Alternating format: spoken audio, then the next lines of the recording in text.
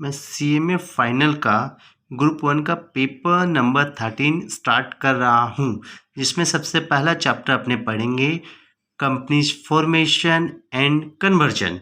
Company formation and conversion में अभी अपने पढ़ेंगे डेफिनेशन ऑफ कंपनी। सबसे पहले पढ़ेंगे डेफिनेशन ऑफ कंपनीज।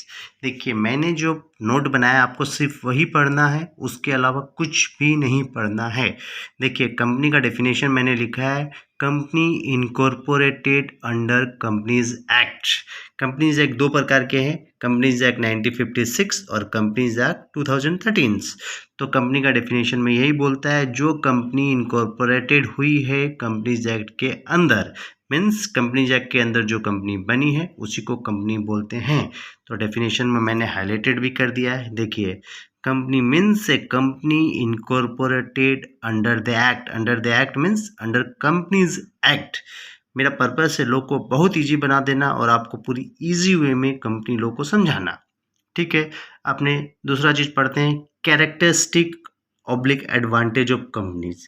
कंपनी का क्या क्या एडवांटेज है। सबसे पहला एडवांटेज है इंडिपेंडेंट कॉरपोरेट एग्जिस्टेंस। इसका सिंपल मीनिंग है सेपरेट लीगल एंटिटी। देखिए, मैंने जो नोट्स बनाया आपको वही पढ़ना है, उसके अलावा कुछ नहीं पढ़ना है और मेन चीज़ों को मैंने हाईलाइटेड कर दिया है।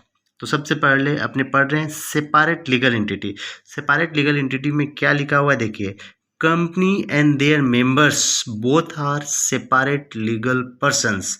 मीन्स लीगल की आइज में कंपनी अलग है और उसके मेंबर्स दोनों अलग है, इसीलिए एक एडवांटेज है, कंपनी को एक separate legal entity, separate legal person माना जाता है। तो पहला एडवांटेज यही है कि कंपनी एक सेपरेट लीगल एंटिटी है। मैंने जो नोट्स बनाए आपको वही पढ़ना है, company and their members both are separate legal person. मैंने नोट्स में हाईलाइटेड भी कर दिया है। देखिए, यहाँ लिखा हुआ है it is a distinct legal person. ये कंपनी के लिए बोल रहा है, कंपनी एक अलग सेपरेट लीगल पर्सन है एंड इसका member existing independent of its members. Means member एक अलग सेपरेट लीगल पर्सन है एंड कंपनी एक अलग सेपरेट लीगल पर्सन है। दूसरा एडवांटेज है लिमिटेड लायबिलिटीज। लिमिटेड लायबिलिटीज में मैंने लिखा है, अच्छा से देखिए जो मैंने लिखा है, मैंने लिखा है members liability is only up to the nominal value of his shares. Means members का उतना ही लायबिलिटी है जितना का उसने शेयर खरीद के रखा है। जितना उसके पास शेयर है मेंबर्स उतना ही लायबल है, तो उस हिसाब से लायबिलिटी उसकी लिमिटेड हो गई। देखिए, members liability is only up to the nominal value of its shares. जब कंपनी बनती है तो मेंबर्स को कुछ शेयर दिए जाते हैं, उसमें उन्होंने जितना पैसा दिया है उसी के हिसाब से उसकी लायबिलिटी आएगी। देखिए, मैंने उसको पॉइंट को हाईलाइटेड भी किया है, मेंबर्स लायबिलिटी जो है लिमिटेड और restricted to the nominal value of the shares. तीसरा पॉइंट में भी आ रहे हैं, तीसरा पॉइंट है परपेचुअल सक्सेशंस। परपेचुअल सक्सेशन का सिंपल मीनिंग है अमर रहना, जो कभी नहीं मरता, उसको बोलते हैं परपेचुअल सक्सेशंस। देखिए, मैंने नोट्स में लिखा है members may die but company cannot die. Members मर सकता है बट कंपनी कभी भी नहीं मरेगा। उसका नोट्स में देखिए मैंने हाईलाइटेड किया है an incorporated company never dies. Company कभी भी नहीं मरता है। दो मेंबर में changing from time to time, member change होते रहते हैं वक्त अनुसार, बट कंपनी हमेशा अमर रहता है। इसीलिए एक तो सबसे बड़ा एडवांटेज हो गया परपेचुअल सक्सेशंस। नेक्स्ट में आते हैं सेपरेट प्रॉपर्टी। कंपनी का प्रॉपर्टी जो है वो सेपरेट प्रॉपर्टी में मैं ये बोलना चाहूँगा कि कंपनी कैन बाय और sell property in his name. Company कोई भी प्रॉपर्टी खरीदेगा या बेचेगा अपने नाम से ही खरीदेगा, इसीलिए उसको बोलते हैं सेपरेट प्रॉपर्टी। इसमें देखिए डेफिनेशन में मैंने हाईलाइटेड भी किया है, a company being a legal person is capable of owning, enjoying and disposing of property in its own name. Company हमेशा प्रॉपर्टी अपने नाम से खरीदेगा और बेचेगा, इसीलिए सेपरेट प्रॉपर्टी एक एडवांटेज हो गया। अब एक लास्ट एडवांटेज है ट्रांसफरेबल शेयर्स। देखिए, मैंने पॉइंट्स में क्या लिखा है, shares, shareholder sell their shares to anyone for consideration. Company का शेयर कोई भी शेयर होल्डर दूसरा शेयर होल्डर को बेच सकता है पैसे के लिए, इसीलिए यहाँ पर शेयर आराम से ट्रांसफरेबल हो जाता है। आपको सिर्फ नोट्स समझना है। मैंने सारे PDF फाइल यहाँ अटैच करके रखे हैं नोट्स में, आपको वहाँ से मिल जाएंगे। अभी नेक्स्ट अपने पढ़ते हैं common seal. Common seal means होता है official signature of the company. Company का ऑफिशियल सिग्नेचर को कॉमन सील बोलते हैं। बस आपको इतना ही पढ़ना है, इसके आगे और कुछ नहीं पढ़ना है। और लास्ट एडवांटेज है लिफ्टिंग ऑफ कॉर्पोरेट वेल्थ। आपका लिफ्टिंग ऑफ कॉर्पोरेट वेल्थ, इस चीज़ को अच्छा से समझिएगा, मैंने जो लिखा है उसको देखिएगा। यदि मेंबर्स कंपनी का सेपरेट लीगल एंटिटी होने का कोई गलत बेनिफिट लेता है, तब कोर्ट वह नहीं करने देगा उसको।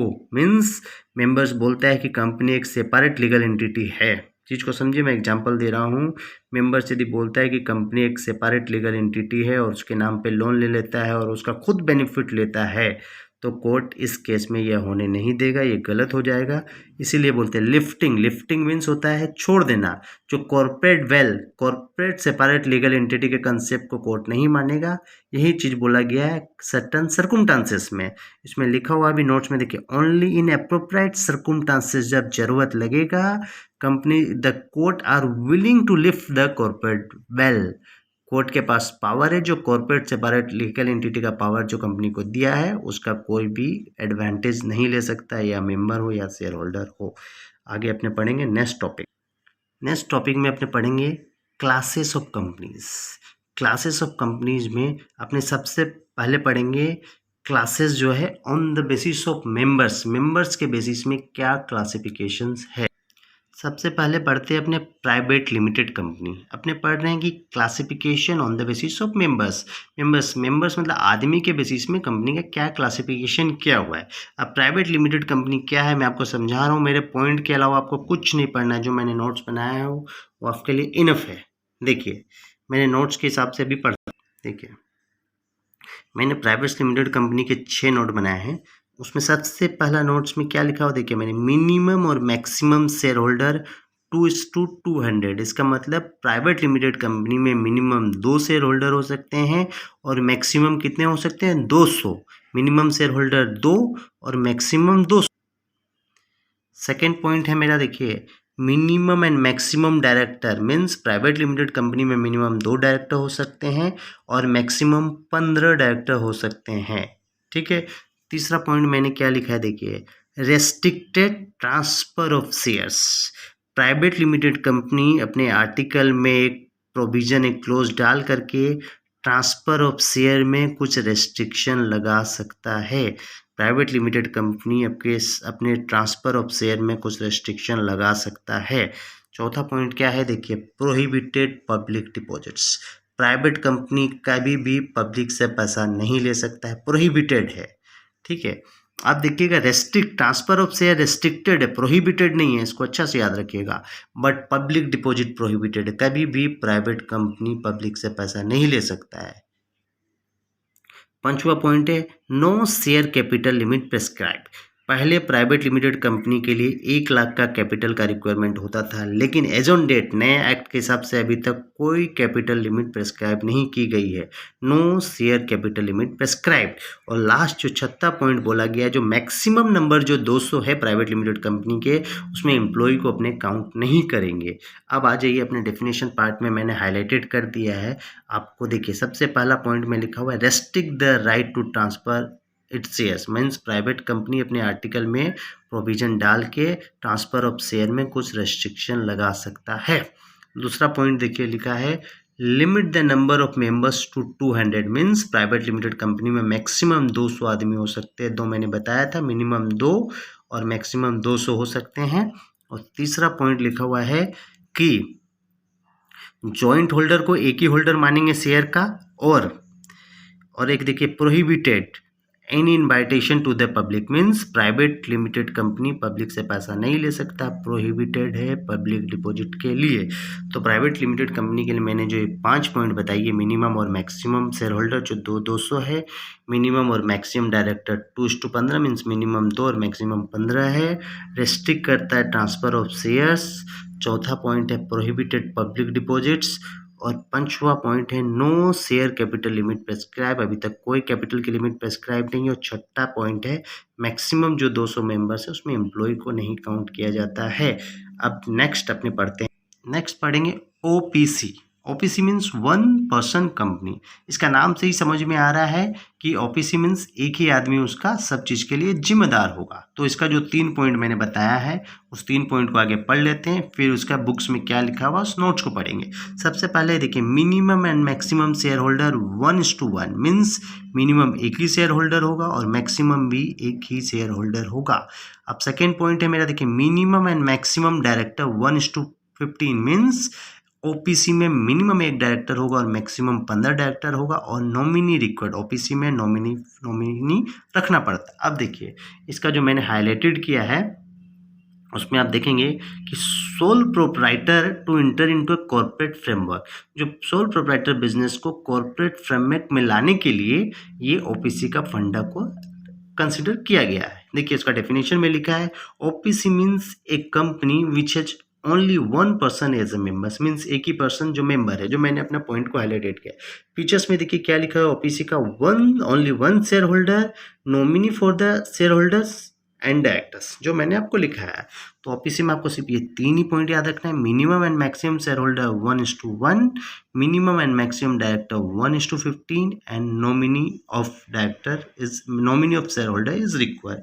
अब नेक्स्ट अपने पढ़ेंगे पब्लिक लिमिटेड कंपनी। देखिए पब्लिक लिमिटेड कंपनी के लिए मैंने जो 3 पॉइंट लिखे हैं उसके अलावा आपको कुछ नहीं जानना है। देखिए 3 पॉइंट्स में आपको जानना है minimum and maximum share holder. Public limited company में मिनिमम 7 शेयर होल्डर होते हैं और मैक्सिमम अनलिमिटेड, माने जितना भी हो सकते हैं मैक्सिमम। सेकेंड देखिए subsidiary of public company is always a public company. यदि कोई भी कंपनी सब्सिडियरी होगी पब्लिक कंपनी की, वो ऑलवेज पब्लिक कंपनी होगी। सब्सिडियरी कंपनी क्या है इसका कंसेप्ट हम आपको बाद में बताएंगे। और एक तो चीज़ है no share capital limit prescribe. आज के दिन पब्लिक लिमिटेड कंपनी के लिए कैपिटल का कोई रिक्वायरमेंट नहीं है। दो पहले पुराने एक्ट में 5 लाख का कैपिटल रिक्वायरमेंट था, बट आज के दिन कोई कैपिटल रिक्वायरमेंट नहीं है। देखिए सेक्शन 2 सब सेक्शन 71 में क्या लिखा हुआ है उस चीज़ को मैं आपको समझा रहा हूँ। देखिए पब्लिक कंपनी का डेफिनेशन में लिखा है public company means a company which is not a private company. Definitely public company वह है जो प्राइवेट लिमिटेड नहीं है। अब दूसरा देखिए 7 और more members are required to form the company, means ये मैंने बताया था मिनिमम 7 मेंबर होंगे और मैक्सिमम अनलिमिटेड, तो मिनिमम 7 मेंबर चाहिए। और लास्ट पॉइंट में ये लिखा है कि subsidiary of public company deem to be a public company, जो सब्सिडियरी है पब्लिक कंपनी का हमेशा ही पब्लिक लिमिटेड कंपनी रहेगा। तो मेरा ये जो 3 पॉइंट है ये आपको बहुत अच्छा से जानना है। मिनिमम और मैक्सिमम शेयर होल्डर 7 है, मिनिमम 7 होना चाहिए, मैक्सिमम अनलिमिटेड होंगे। सब्सिडियरी पब्लिक कंपनी का हमेशा पब्लिक कंपनी ही रहेगी और आज के दिन पब्लिक कंपनी बनाने के लिए कैपिटल का कोई रिक्वायरमेंट नहीं है। अब नेक्स्ट अपने आ जाते हैं स्मॉल कंपनी। स्मॉल कंपनी में याद रखिएगा स्मॉल कंपनी जो मैंने नोट्स बनाया उसमें क्या लिखा, देखिए small company is always a private limited company. Small company हमेशा ही प्राइवेट लिमिटेड कंपनी रहेगा। मीन्स यदि किसी कंपनी का टर्नओवर, उस प्राइवेट कंपनी का टर्नओवर यदि 2 करोड़ से कम है या paid up share capital 50 lakh से कम है तो उसको स्मॉल कंपनी मान लेंगे। देखिए डेफिनेशन में क्या लिखा है, small company means a company other than a public company, means small company is always a private limited company। और देखिए और 2 चीज़ें लिखा, paid up share capital does not exceed 50 lakh और टर्नओवर जो है पीएल अकाउंट का इमीडिएट प्रीसीडिंग फाइनेंशियल ईयर का 2 करोड़ से कम होना चाहिए। तो ये 2 पॉइंट बहुत जरूरी है कि हमेशा प्राइवेट लिमिटेड होगी और टर्नओवर उसका 2 करोड़ से कम होगा और पेड अप कैपिटल 50 लाख से कम होगा। अब पढ़ेंगे classification on the basis of control. Control के बेसिस में जो क्लासिफिकेशन किया गया है उसमें 2 प्रकार की कंपनी है, एक होती है होल्डिंग कंपनी और एक होती है सब्सिडियरी कंपनी। देखिए होल्डिंग और सब्सिडियरी क्या है मैंने बहुत अच्छा से नोट आउट किया है। देखिए होल्डिंग कंपनी मैंने क्या लिखा है, if first company hold more than 50% paid up share capital of another company और hold control on majority of directors,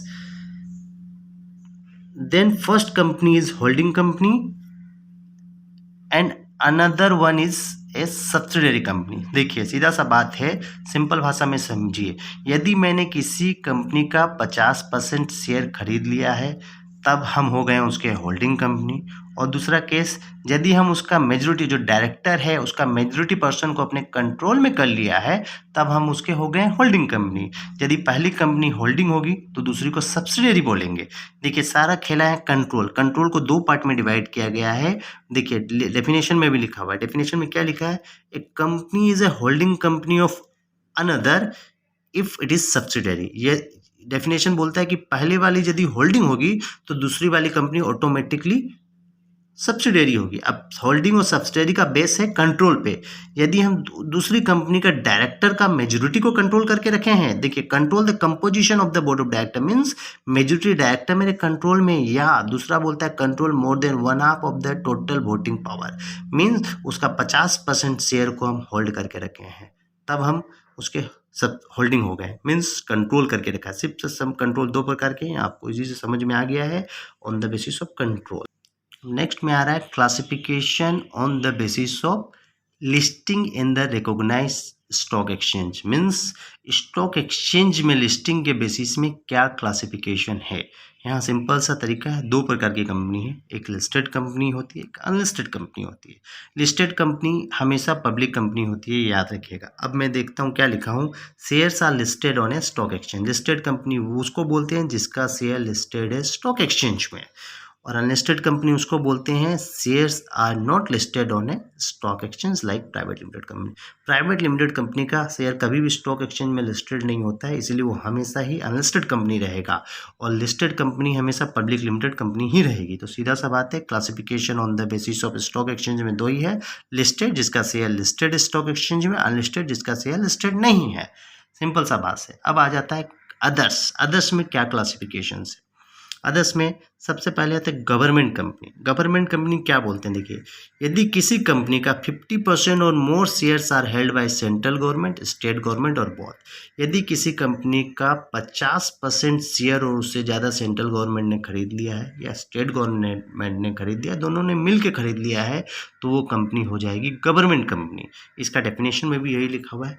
अब आ जाते हैं हम लोग फॉरेन कंपनी। फॉरेन कंपनी में दो कंडीशन है, कंपनी इनकॉर्पोरेटेड आउटसाइड इंडिया और place of business in India means वह कंपनी जो इंडिया के बाहर इनकॉर्पोरेटेड हुई है और उसका place of business in India में है, और एक कंडीशन है इसमें conduct any business activity in India, और इंडिया में एक एक्टिविटी भी करता हो। ये तीन कंडीशन सेटिस्फाइड होते ही वह फॉरेन कंपनी हो जाएगी। कंडीशन क्या क्या है? Company incorporated outside India, company has a place of business in India and conduct any business activity in India. अब लास्ट आ जाता है एसोसिएट कंपनी। एसोसिएट कंपनी में मैंने क्या लिखा है, यदि हम किसी कंपनी का 20% शेयर हेल्ड करते हैं तब वह हमारी एसोसिएट कंपनी हो जाती है। मीन्स यदि हम किसी कंपनी का 20% शेयर खरीद लिए हैं तब वह हमारे लिए एसोसिएट कंपनी हो जाएगी, और उस 20% शेयर को सिग्निफिकेंट इन्फ्लुएंस बोलते हैं। और जो 20% हम शेयर खरीदते हैं उसको सिग्निफिकेंट इन्फ्लुएंस बोला जाता है। देखिए 20% को सिग्निफिकेंट इन्फ्लुएंस बोलते हैं। अब आ जाता है लास्ट में dormant company. Dormant company means वह कंपनी जिसका ऑपरेशन काम बंद हो गया है, इनएक्टिव कंपनी, जो कंपनी अपना ऑपरेशन नहीं कर रही है उसको डोरमेंट कंपनी बोलते हैं। Thank you.